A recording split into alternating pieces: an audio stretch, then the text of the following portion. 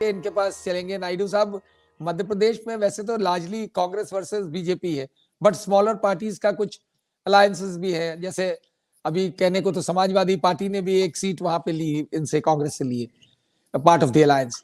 लेकिन बाकी स्थिति कैसी बनती दिख रही है नायडू साहब वहां पे? क्या अलायंस ओवरऑल मजबूत है? हाँ। देखिए शरद जी, मध्य प्रदेश में वैसे तो हमेशा ही बाइपोलर रहा है, पिछले 10-15 सालों से ज्यादा हो गया, बल्कि 20 साल से ज्यादा हो गया। कुल मिला के अब जो परिस्थितियां बन रही हैं उसको देखते हुए 2-3 चीजें समझ में आती है, जो अभी जैसे सभी लोग बात कर रहे थे। 2-3 रेफरेंस पॉइंट्स हैं हमारे पास में। एक तो इलेक्शन से पहले, इमरजेंसी से के बाद में, मतलब 1977 की बात अगर हम करें तो जिस तरह का माहौल था उसको देखा जाए, और आज जो बीजेपी के खिलाफ माहौल बना हुआ है, उसके सामने एक बिखरा हुआ अपोजिशन है, उसको देखा जाए तो हम थोड़ा बहुत कंपैरिजन ड्रॉ कर सकते हैं। खासतौर से उस वक्त की बात अगर आप देखें तो मिसेस गांधी के खिलाफ जो भी कैंपेन चला और जो भी यूनिफिकेशन हुआ बाहर सारे अपोजिशन का, उसमें जेपी मूवमेंट में जेपी नारायण साहब की जो जयप्रकाश नारायण तो इंडिपेंडेंट इमेज थी और जो नॉन पॉलिटिकल इमेज थी, उसके चलते काफी फर्क था। अब जो चीजें हैं वो सब लोग अपने अपने इंटरेस्ट के लिए लड़ रहे हैं, तो बहुत स्वाभाविक है कि अलग तरह का माहौल देखने को मिल रहा है हम लोग को। एक खास चीज जो मुझे महसूस होती रही है मध्य प्रदेश में और बाकी जगह भी, वो ये है कि मिसेस गांधी की बात उस वक्त में ये थी कि she was at least man enough to declare emergency and do what she was doing. यहाँ अब जो हालात बने हुए हैं उसमें देखने वाली बात यह है कि इतना पुरुषार्थ किसी में भी नहीं रहा, और वो लोग जो उस वक्त में विक्टिम्स थे आज प्रीडेटर्स बने हुए हैं। और दिक्कत इस चीज को लेके होती है कि अब देखिए, अगर आप बीजेपी को भी वोट करने की बात करें, बीजेपी 40% मान लीजिए मैक्सिमम स्ट्रेंथ है अभी आज की हालत में, और 40% में से भी आधे खरीदे हुए हैं स्टेट्स, तो खरीदा हुआ जनमत है, अर्न किया हुआ कम है, ये भी बात है। और जो टर्निंग प्रोसेस चलती रही है उसमें खासतौर से कांग्रेस का जो हाल बना है, कांग्रेस की सबसे बड़ी दिक्कत ये कि बगैर कांग्रेस की कोई इलेक्शन हो नहीं सकता अभी के हालात में भी, कभी के भी हालात में।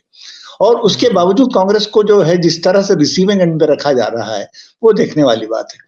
हाँ, उसमें भी कांग्रेस की सबसे बड़ी अच्छाई ये है कि वो सबको एक्सेप्ट कर ले रही है और इसके बाद में भी अपना कैंपेन कम नहीं कर रही। सब जगह यही स्थिति है कि उनको हर इसमें से क्रम्स मिल रहे हैं, कोई ऐसा सब्सटैंशियल पार्ट नहीं मिल रहा है। अगर मान लीजिए अखिलेश यादव की पार्टी को देखें, मध्य प्रदेश की बात जैसे आप कर रहे थे, भी अखिलेश यादव को एक सीट मिली। कुल मिलाकर अगर आप असेंबली की हालत देखें तो असेंबली में तो एक सीट भी नहीं मिली थी, अगर मिली थी तो वो भी चली गई थी। बावजूद इसके जो हो रहा है उसमें ये देखा जा रहा है कि कांग्रेस की तरफ से कोशिश में कोई कमी नहीं है, और Congress is an integral part of any combination that you work out against BJP. Right. Absolutely. लेकिन जो कांग्रेस के विद इन वहां जो इनफाइटिंग है इतनी ज्यादा, जिसकी वजह से चुनाव भी हारा गया शायद। नहीं, देखिए अब विद इन जो इनफाइटिंग वाली बात है वो तो अब ये भी साफ साफ नजर आ रही है कि you won't for a BJP candidate and you and up with a congressman.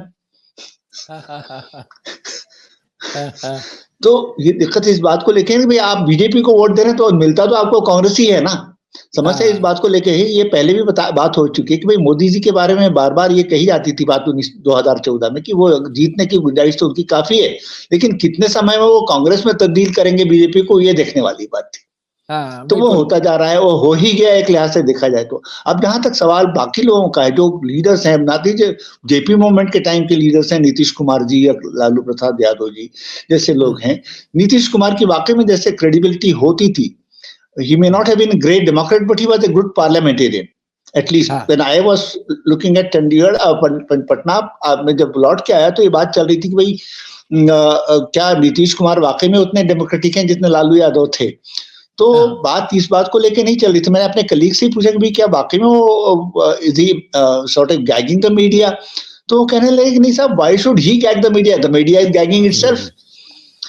तो ये बात भी थी। और देखिए कुल मिला के माहौल जिस तरह से बना हुआ है उसमें अभी बहुत ही अनसर्टेनिटी है, ये तो सही है, लेकिन ये जो माना जा रहा है कि भाई 22 फरवरी के बाद में 22 जनवरी के बाद में एकदम राममय हो जाएगा वातावरण, सारे वोट जो है बिल्कुल थैलियों में भर भर के आ जाएंगे कांग्रेस बीजेपी पास में, वैसा तो कुछ होने नहीं जा रहा है, और इस बात का एहसास उनको भी होता जा रहा है।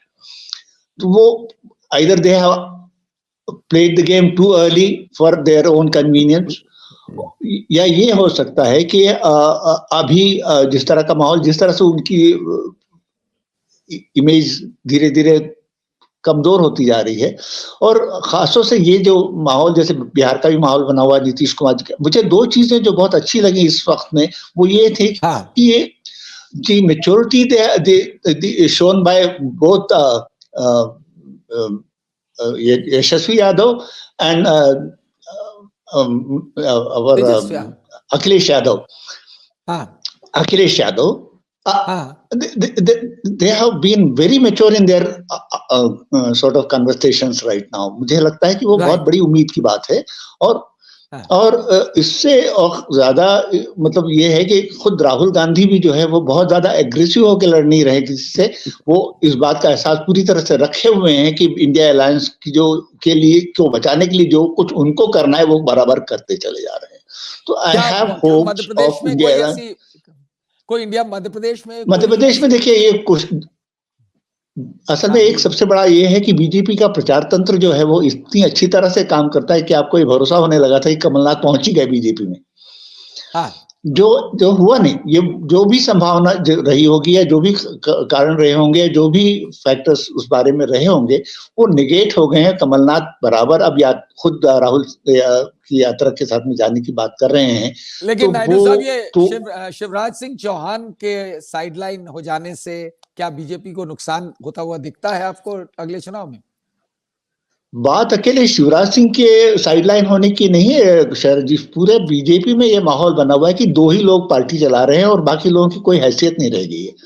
तो जो भी आज पावर में है, उनके साथ में है, उनके पास में तो पावर है, बाकी लोग खाली फिर रहे हैं, उनके पास में कुछ है नहीं। तो ये जो असंतोष है, भाई कांग्रेस ही कहीं उनसे बेहतर है बीजेपी में रह के, ये समस्या है। जो खुद बीजेपी वाले हैं उनकी अपनी स्थिति जो है वो कांग्रेसियों से बदतर है इस मामले में देखा जाए तो। अगर आप सिंधिया को ही देखें, ज्योतिरादित्य सिंधिया को, जो उन्हें हासिल हो रहा है वो उससे ही बीजेपी वालों को काफी रश्क होता है। तो और जबकि ये स्थिति है कि जो उनके साथ में 22-23 लोग गए थे, उनमें से आज सिर्फ 5 को आसपास पावर, 5 या 6 को पावर मिली है, बाकी सारे कहाँ हैं, लापता हैं, किसी का पता नहीं चल रहा।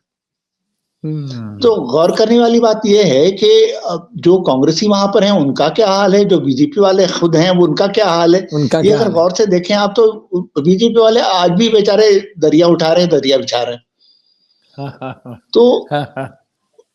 तो ऐसे माहौल में बीजेपी का किस तरह का परफॉर्मेंस होता है ये देखने वाली बात होगी। तो बिल्कुल ये हम लोग बड़ी गौर से ये महसूस करते रहे हैं कि भाई कांग्रेस का परफॉर्मेंस कैसा होगा या अलायंस का परफॉर्मेंस, खुद बीजेपी का परफॉर्मेंस कैसा रहेगा, इसकी भी चिंता होनी चाहिए। सत्य हिंदी का ऐप डाउनलोड करें गूगल प्ले स्टोर पर।